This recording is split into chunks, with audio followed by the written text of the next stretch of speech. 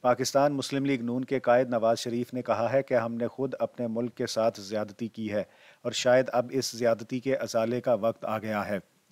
مسلم league نون پارلیمانی board کے اجلاس میں ٹکٹ کے لیے درخواستیں دینے والوں سے خطاب کرتے ہوئے نواز شریف نے کہا کہ قوم جاننا چاہتی ہے کہ 2017 میں ترقی کرتے پاکستان کو کیوں روکا گیا۔ میں یہ سوال بار بار پوچھتا ہوں کہ ایسا کیوں ہوا، مگر میرے سوال کا کوئی جواب نہیں آتا۔ قائد پاکستان مسلم لیگ نون نے کہا کہ خود بھی سوچتا ہوں کہ میں بار بار یہ سوال کیوں پوچھتا ہوں۔ دنیا بہت آگے چلی گئی ہے، ہم پیچھے رہ گئے ہیں۔ اس کا احساس و ادراک ہم سب کو ہونا چاہیے۔ نواز شریف نے کہا کہ ہمیں افسوس کرنا چاہیے کہ ہم کیوں دنیا کے پست ترین ممالک میں شامل ہیں۔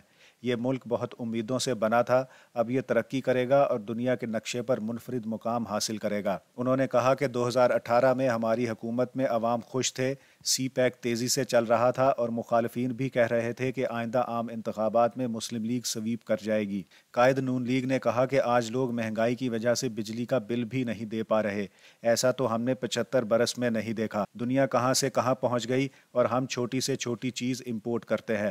سابق وزیر اعظم نے کہا کہ مسلم لیگ نون ٹکٹوں کے فیصلے میرٹ پر کرے گی، پاکستان کے ساتھ ہونے والی زیادتی کے ازالے کے لیے اپنی ذات سے باہر نکل کر سوچنا ہوگا۔